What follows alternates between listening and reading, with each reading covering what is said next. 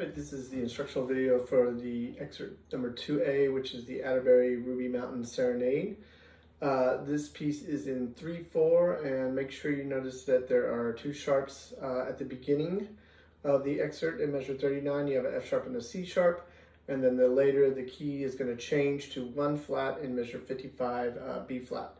In the very first part of the piece, you are in 3/4. Actually, you're in 3/4 for the entirety of this excerpt.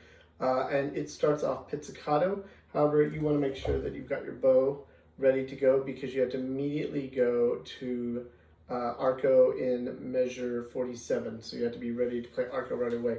So for example, I'm going to play measure 45 and 46 where I have to immediately transfer to arco. So I'm playing in pizz, arco. So we're going to be ready immediately to do that. The other thing we need to think about with our bow in this piece, real quick, is that it's in 3/4. The rhythm is pretty consistently half note, quarter note, half note, quarter note.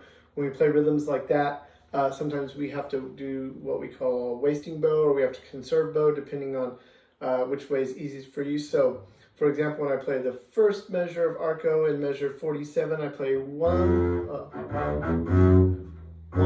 2, 3, 1, 2, 3. So you can see that the half note's going to take longer, right? So I need to either slow my bow down, 1, 2, 3, 1, 2, 3, so that I use less bow on the half notes to the equal amount on a quarter note, or I have to speed my bow up on the quarter note and not make it sound louder. I can do 1, 2, 3, 1, 2. It's a little bit harder to do that. I'll try it again. 1, 2, 3, 1, 2, 3, 1. So when you're playing this excerpt, every time you have to do half quarter over and over again, you're going to have to work to keep your bow in the same place. We're going to try to stay in this part of the bow. At 47, it's mezzo forte, so we've got a little more leeway, but when we get to measure 55, the dynamic is even louder, and then measure 63, the dynamic is even louder, so we have to stay kind of close to the front of the bow for that. All right, the first part of this piece, we already talked about the key signature, so we've got F sharp and C sharp when we start, and then in measure 55, changes from no sharps to just B flat, okay? In the first 2 lines of this piece, you can play entirely in first position all the way up to measure 53, which is 2 bars before the end of the second line and 2 bars before the key change. So I'm going to start and play that whole section in first position. So starting on the first measure, 1, 4, 4, 2, open, 4, 1, open, 1, open, 1, open, 1, and so on. When it gets to the arco, 4, open, 2 on G, open, first finger F sharp, first finger A, open, open, 4, open, 2, 2. Now, this is measure 53, you have an open A. And while you're playing that open A, you can get ready for the next part, which is all going to be in half position. So once you get to measure 53, measure 54, you're going to switch to half position. This is the measure right before you change to B flat, and it's a C natural, so you'll notice there's a natural sign next to the C because we got to cancel that out from the key signature, right? So we're going to switch from first back to half position, and then we can do the rest of the piece in half position. So I'm going to play from measure 47 into measure 55. We're starting in first position, and then we're going to go into half position. So let's hear that.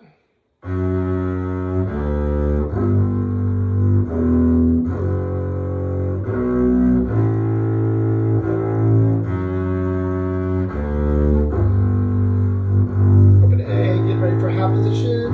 C is half position, 4th finger. 1.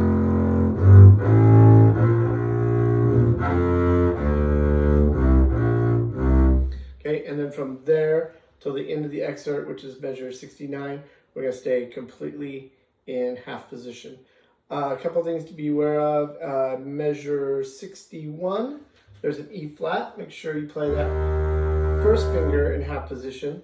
But in a couple of measures, 65, which is the third measure of the fourth line, you have an E natural. So make sure you recognize there's an E natural. It's not in the key signature. We just had that one accidental before. So E flat in measure 61, and then in measure 65, E natural on the third beat, use your second finger. Okay?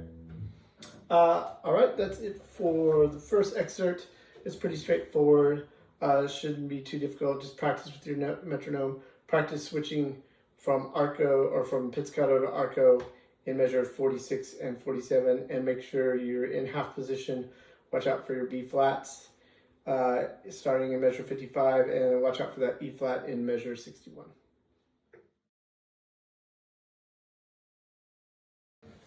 All right, this is going to be part of the instructional video for the second excerpt, excerpt number 2B, which is the Mussorgsky/Walter, and it's the Promenade.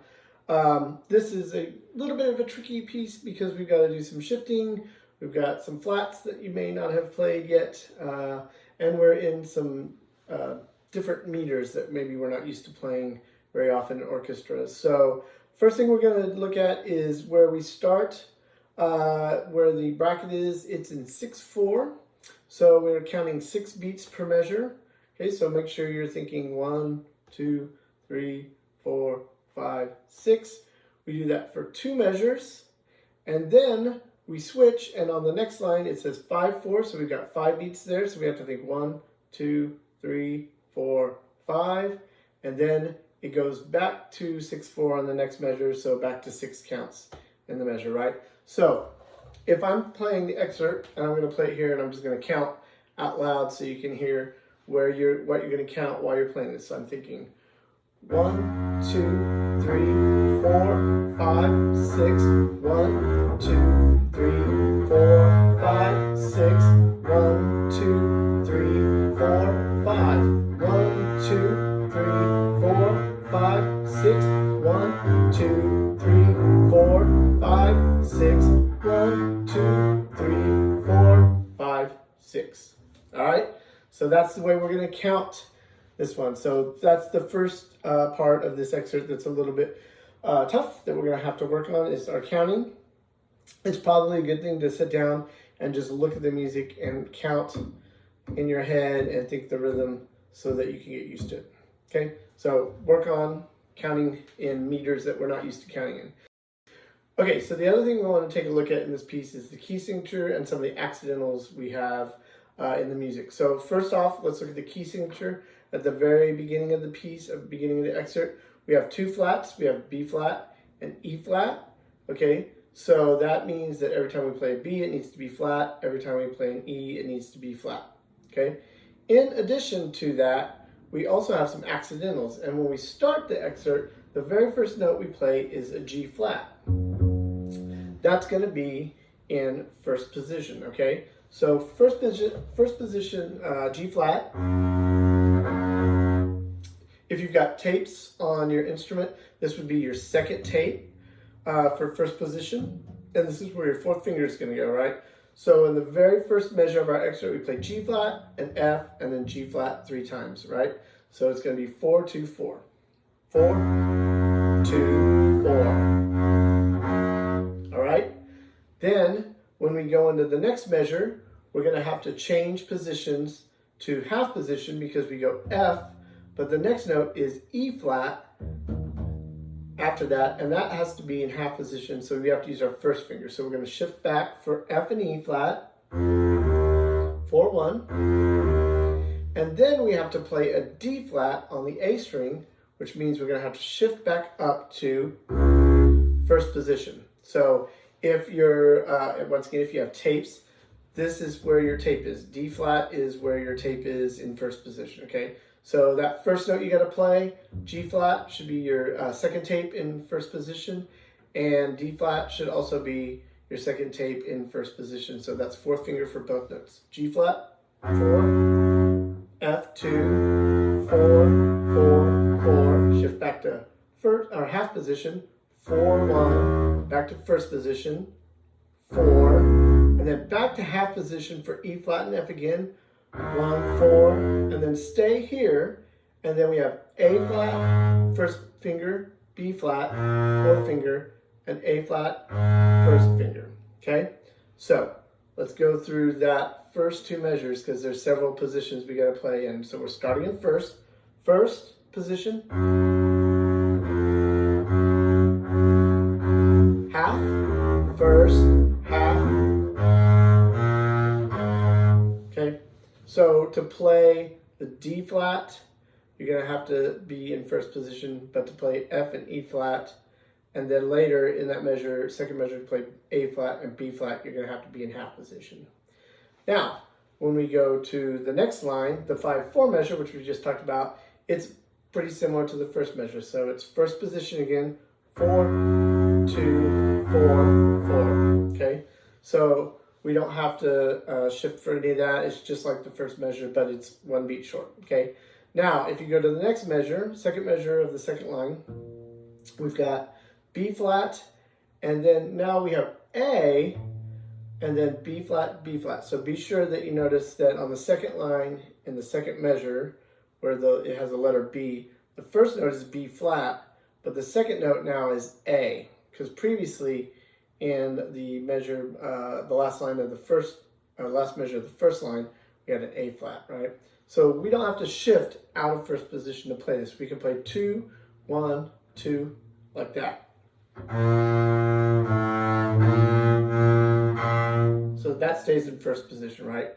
So if I start in the 5/4 measure on the second line and play that measure plus the second measure of the second line, it's all in first position.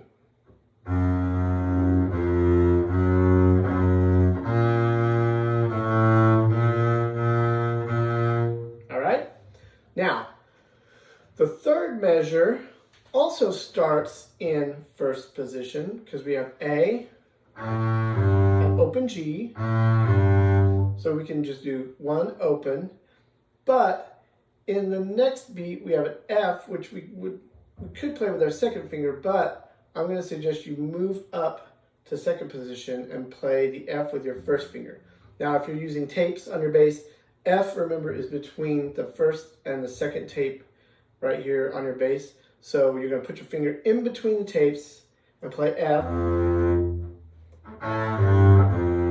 Now, the reason we're going to do that is because the next two notes, G and A, instead of having to play open G to open A like that in a slur, which would be difficult to do because we've got this string in between, we can play fourth finger,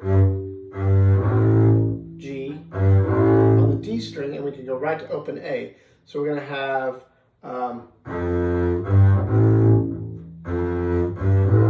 just like that, 1, 4, open. All right, so I'm going to start in the beginning of measure, the third measure of the second line again. It's going to be 1, open, 1, 4, open. Okay, 1, open, 1, 4, open. All right, then for the rest of that measure, since we're already in second position, we can play C with our first finger, we can play D with our fourth finger, and we can go back to C. So this is the third measure of the second line again. 1, open, 1, 4, open, 1, 4, 1. All right, so starting in first position, second position. One more time, first position.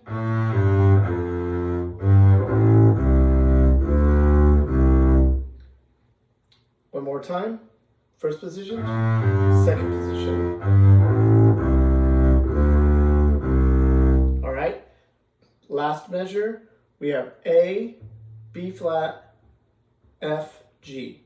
I'm going to suggest that you play the A first finger, first position, but then you move for B flat to your first finger in second position, and then you go to first finger F, and we play the last note G with our fourth finger over here on the D string. And that's so that we don't have an open string ringing at the end of this, right? So you'll notice that even though you don't have to play it, there's 2 beats rest after the last note, right? So if we play that with an open string, we get this ringing string, but if we play it stopped, then the sound stops when we stop playing, right? So last measure is going to be first position, then we're going to go to second position and stay there for the last 3 notes. So 1, then first finger, second position, first finger, and then fourth finger. All right, so that's a lot of shifts. We got to use first position, we got to use half position, and we got to use second position to play this excerpt. There's also some tricky meters in this, so we're going to have to count really carefully. There's a little bit of slurring in it, but the slurring is not too difficult, except we do need to address one thing in the very first measure you play, and then again on the second line and the second measure, you have what looks like a slur over 2 notes that are the same, and then they have dashes underneath those, right? So that's not a tie. It's technically not a slur. That's just an instruction to let you know to use your bow to make it sound like 2 notes, but go down, down, like this. Do 2 bows in the same direction. So watch on the first measure, and I'll show you what's happening here. So in the first measure, we start with a down bow, and then we go up, and then we go down, and then we go down again, and then we go up. So it's down, up, down, down, up, right? So that slur with the dashes underneath it of those 2 notes tells you to play the same bow direction twice, but you make it sound like you're playing 2 different bows. So I have to stop the bow just a little bit for each one of those. In measure 2 of the second line, it's the same thing. We go B flat, A, B flat, B flat, B flat, and we do 2 of the B flats on down bows like that. So down, up, down, down, up. All right? So make sure that you're doing down, down, and that it sounds like 2 notes that you would play separately, but the bow goes in the same direction.